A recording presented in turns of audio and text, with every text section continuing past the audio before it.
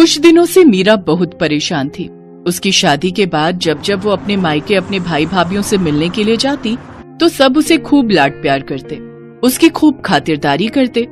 पर कुछ समय से वो उनके नेचर में चेंज देख रही थी, इसीलिए उसका मन भी बहुत उदास था। क्या हुआ बहू, तुम थोड़ी परेशान दिखाई दे रही हो? मुझसे कहो, मैं भी तो तुम्हारी माँ हूँ। माँ जी, शादी से पहले भैया भाभी मेरे से बहुत प्यार से बात करते थे, मेरी छोटी छोटी जरूरतों का बहुत ख्याल रखते थे, मुझे किसी भी चीज की कमी नहीं होने देते थे। पर शादी के बाद मैं जब भी उनसे मिलने जाती हूँ वो मेरे से ठीक से बात ही नहीं करते और यहाँ तक कि मुझसे मिलने भी नहीं आते, और मुझे उन्होंने बुलाना भी बहुत कम कर दिया है। आखिर ऐसा क्या हुआ है जिस वजह से वो लोग मुझसे बात करने से कतराने लगे हैं? हो सकता है बहू ये तुम्हारे मन का वहम हो। पहले तुम उनके साथ रहती थी ना, तो तुम्हें इस बात का एहसास नहीं होता था। अब तुम उनसे दूर हो, इसलिए तो उन्हें ज्यादा याद करने लगी हो, तभी तुम्हारे मन में ऐसे विचार आ रहे हैं। मुझे नहीं लगता कि ऐसा कुछ उनके मन में होगा। एक काम करो, तुम कुछ दिनों के लिए अपने मायके रहकर आ जाओ, इससे तुम्हारे मन का वहम भी दूर हो जाएगा और तुम्हारा उदास मन भी ठीक हो जाएगा। थैंक यू माँ जी, मैं तो पता नहीं क्या क्या सोच रही थी। मैं कल ही मायके रहने चली जाती हूँ। एक काम करती हूँ, मैं उन्हें कुछ बताऊंगी नहीं, उन सबको सरप्राइज दूंगी। अगले दिन मीरा अपने भैया भाभी को सरप्राइज देने के लिए अपने मायके पहुँचती है, पर वहाँ पर तो ताला लगा हुआ था। अरे, घर पर तो ताला लगा हुआ है, हो सकता है निशा भाभी और अलका भाभी कहीं बाहर गई हो। थोड़ा इंतजार कर लेती हूँ। एक काम करती हूँ, निशा भाभी के मोबाइल पर फोन करती हूँ। मीरा अपनी बड़ी भाभी को फोन मिलाती है, पर फोन ही नहीं मिल रहा था। तभी पड़ोसन उसके पास आती है। अरे मीरा बिटिया, कैसी हो? नमस्ते आंटी जी, मैं ठीक हूँ। आपको कुछ आइडिया है कि भाभी कहाँ गई हैं? वो सब तो घूमने के लिए विदेश गए हैं, 1 महीने बाद लौटेंगे। वो तुम्हारे भतीजे ऋषि का बर्थडे है ना, वही मनाने के लिए गए हैं। विदेश गए हैं? मुझे बताया भी नहीं। आ जाओ बिटिया, यहाँ आ जाओ, मैं चाय बनाती हूँ। नहीं आंटी जी, मैं फिर कभी आऊंगी, अभी मैं चलती हूँ। नमस्ते आंटी। मीरा के दिमाग में बहुत सी बातें चलने लगी। पूरे रास्ते कुछ न कुछ सोचती रही। अजय भैया और विजय भैया तो कह रहे थे कि मेरी शादी के लिए उन्होंने कर्ज लिया है, उनके पास शादी के लिए पैसे नहीं है। पहले ही उनका काम अच्छा नहीं चल रहा, बड़ी मुश्किल से मेरी शादी कर रहे हैं, पर विदेश ट्रिप में बर्थडे के लिए फिर उनके पास पैसे, मुझे कुछ समझ नहीं आ रहा। और यहाँ तक कि घूमने जा रहे हैं, वो भी देश से बाहर, विदेश में। मुझे एक बार फोन करके बताया तक नहीं। उलझन भरी बातें मीरा के दिमाग में चलती रहीं।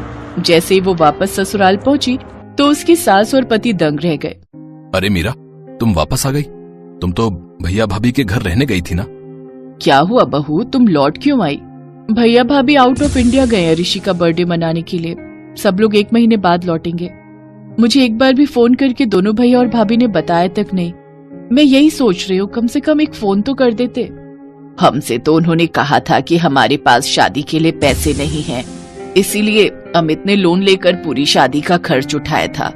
वैसे मुझे ये बात कहनी नहीं चाहिए बहू, पता नहीं तुम क्या सोचोगी, पर उन लोगों के पास विदेश घूमने के लिए पैसे कहाँ आए, जबकि पूरी शादी तो हमने की है। यही देखते हुए कि उनके पास शादी के लिए पैसे नहीं है। ये तो तुम दोनों की लव मैरिज थी, इसी वजह से ना मैंने कुछ बोला, ना तुम्हारे ससुर जी ने, और ना ही अमित ने। छोड़ो विमला, ये सब कहने की क्या जरूरत है? बहू पहले ही बहुत परेशान है, ये सब बातें सुनकर ये और परेशान हो जाएगी। कोई नहीं, मीरा हमारी बहू है, हमारा खर्चा हो या इसके मायके वालों का, बात एक ही है। अगले 1 महीने तक मीरा के भाई भाभीयों ने एक भी फोन नहीं किया। अचानक 1 महीने बाद एक दिन जब मीरा अपने पति अमित के साथ बाजार गई हुई थी, वहीं उसकी दोनों भाभियां उसे दिखाई दें, पर वो दोनों उससे नजरें चुराने लगी। सुनो, ये तो निशा भाभी और अलका भाभी है ना? इसका मतलब ये लोग विदेश से वापस आ गए, पर इन्होंने आकर भी मुझे फोन नहीं किया। चलो तो मैं बात करती हूँ। छोड़ो ना मीरा, जब उन्होंने ही तुम्हें याद नहीं किया तो तुम क्यों उनसे बात कर रही हो? रहने दो। नहीं, ऐसे थोड़ी होता है। जरा पूछूं तो वो मेरी भाभियां हैं, उनसे ये सब पूछने का तो मेरा हक बनता है। रुको, मैं अभी पूछती हूँ। मीरा जैसे ही अपनी दोनों भाभियों के पास जाने लगती है, उसकी भाभियां उसे देखकर इग्नोर करके चली जाती हैं। निशा भाभी, अलका भाभी, इधर। अरे, मुझे देखकर भी अनदेखा कर दिया। मुझे कुछ समझ नहीं आ रहा, आखिर ये माजरा क्या है? मैंने तुम्हें बोला था ना कि मत जाओ। देखो, उन्होंने तुम्हें देखा फिर भी नहीं रुकी। चलो अब घर चलते हैं। मीरा घर आकर सारी बात अपनी सास को बताती है। अब तो ये सब सुनकर मुझे भी कुछ गड़बड़ लग रही है। तुम्हारे भैया भाभी तुम्हें अनदेखा क्यों कर रहे हैं? कुछ दिन इंतजार करो, देखते हैं, क्या पता वो खुद फोन कर लें। अगले कुछ दिनों तक मीरा ने वेट किया, फिर भी किसी का भी फोन उसके मायके से नहीं आया। एक दिन मीरा अपनी सास के साथ किसी काम से बाजार से लौट रही थी, तो रास्ते में उसे अपने पापा के खास वकील दोस्त मिस्टर शर्मा मिल गए, जिनसे उसे एक ऐसी बात पता चली जिसे सुनकर वो और उसकी सास हैरान रह गए। मुझे तो हैरानी हो रही है मीरा बिटिया कि तुम्हारे दोनों भाइयों ने बंटवारे का हिस्सा तुम्हें नहीं दिया, जबकि तुम्हारे पापा तो 3 हिस्से करके गए थे। उन्होंने तुम्हारी वसीयत में यही लिखा था कि तीसरा हिस्सा तुम्हारी शादी और तुम्हारे दूसरे खर्चों के काम आएगा। पता नहीं अचानक से तुम्हारे दोनों भाइयों ने मुझे मना कर दिया और मेरी जगह किसी और वकील को हायर कर लिया। मुझे बात ही समझ नहीं आई। अब मैं क्या ही बोलता कि मुझे क्यों हटा रहे हो। मेरा बोलना भी सही नहीं था ना, पर मैं ये तो कहूंगा बेटी कि तुम्हें अपने हक का पैसा लेना चाहिए। वो तुम्हारे पापा की आखिरी इच्छा थी कि तुम्हें भी बंटवारे का हिस्सा मिले। मुझे कहना तो नहीं चाहिए, पर कहीं ना कहीं मुझे लगता है कि तुम्हारे भाई भाभीियों ने तुमसे बेईमानी की है। मैं यकीन नहीं कर सकती कि मेरे अपने सगे भाई मेरे साथ ऐसा करेंगे। वकील अंकल प्लीज मेरी हेल्प कीजिए, ताकि मैं अपने हिस्से के पैसे अपने भाई भाभीियों से ले सकूं। एक बार वो कहते तो सही कि बहन हम तुझे बंटवारे का हिस्सा नहीं देना चाहते, तो मैं हंसते हंसते वो पैसे उन्हें दे देती। अरे मैं तो उनकी सगी बहन हूँ, वो मुझसे जान भी मांगते तो मैं दे देती, पर उन्होंने मुझसे इस तरह झूठ और बेईमानी के सहारे बर्ताव किया है, वो माफी के लायक ही नहीं है। प्लीज अंकल, मुझे किसी भी तरह अपने भाइयों से अपना हिस्सा लेना है। ठीक है, मैं तुम्हारी मदद जरूर करूंगा बेटी। है मीरा, तुमने बिल्कुल सही फैसला लिया है। मैं और बाकी घर के लोग भी तुम्हारे साथ हैं। Thank you mummy ji, thank you so much. मुझे पता है कि आप लोग बहुत अच्छे हैं। आपने खुद ही सारी शादी का खर्च उठाया था, ये बात मैं कैसे भूल सकती हूँ। अब मैं अपने भाई भाभीियों से अपने पापा की जायदाद का हिस्सा जरूर लूंगी, जो वो मेरे लिए छोड़ कर गए हैं। वकील मिस्टर शर्मा की हेल्प से मीरा को अपने पिता की जायदाद में से तीसरा हिस्सा मिल जाता है, जो वो उसके नाम करके गए थे। पर मीरा को इस बात का दुख था कि उसके भाई पैसों के लिए उसके साथ गलत हो गए। आज से मेरा कोई मायका नहीं है। भूल जाना कि आपकी कोई बहन भी थी। ऐसा मत कह मीरा, हमसे गलती हो गई। हाँ मीरा, पैसों के लालच में हम अंधे हो गए थे। नहीं भैया, अब बहुत देर हो चुकी है। प्लीज अब आप मुझसे कभी भी कोई वास्ता मत रखना। थैंक यू शर्मा अंकल, आपने मेरी बहुत हेल्प की। मीरा की आंखों में आंसू थे। उसने हमेशा के लिए अपने भाइयों से मुंह मोड़ लिया। शायद उसके भाई भाभीियों के लिए यही सबसे बड़ी सजा थी।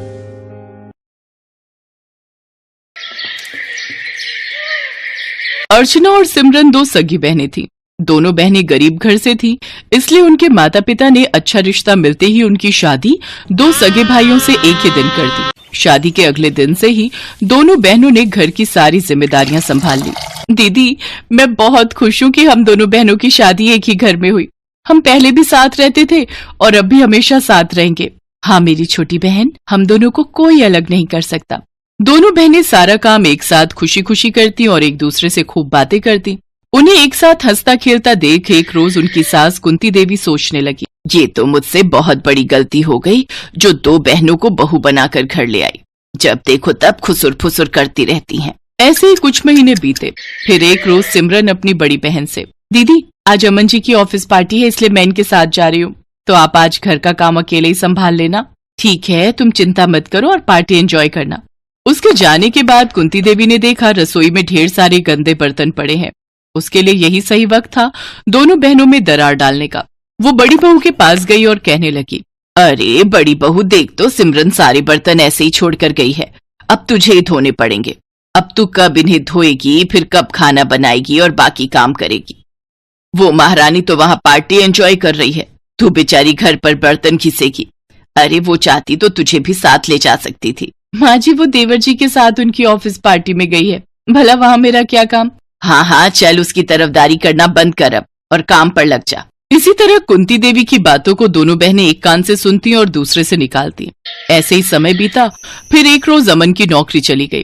3 महीने हो गए, लेकिन कहीं भी अमन को नौकरी नहीं मिली और घर का सारा भार अकेले बड़े बेटे अशोक पर ही आ गया। फिर एक दिन सिमरन अर्चना के पास आई और कहने लगी, दीदी मेरा शैम्पू खत्म हो गया है, क्या मुझे कुछ पैसे मिल सकते हैं शैम्पू लाने के लिए। सिमरन, तुम मेरे शैम्पू से बाल धो लो, मेरे पास अब पैसे बचते ही कहाँ हैं, सारा पैसा तो घर खर्च में लग जाता है। मेरा तो खुद नारियल तेल खत्म हो गया है, इसलिए मैं सरसों का तेल ही डाल लेती हूँ। सिमरन उदास होकर वहां से चली जाती है। फिर कुंती देवी अर्चना से कहती हैं, मेरा बड़ा बेटा बेचारा अकेला पिस रहा है और इस महारानी को शैम्पू चाहिए।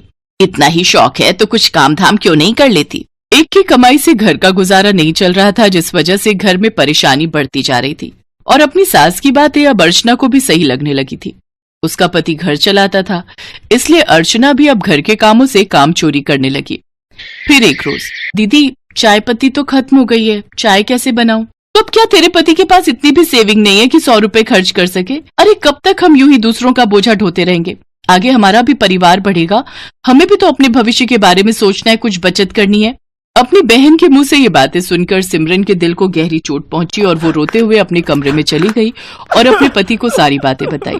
भाभी भी तो सही कह रही है सिमरन, आखिर वो कब तक हमें मुफ्त की रोटियां खिलाती रहेंगी।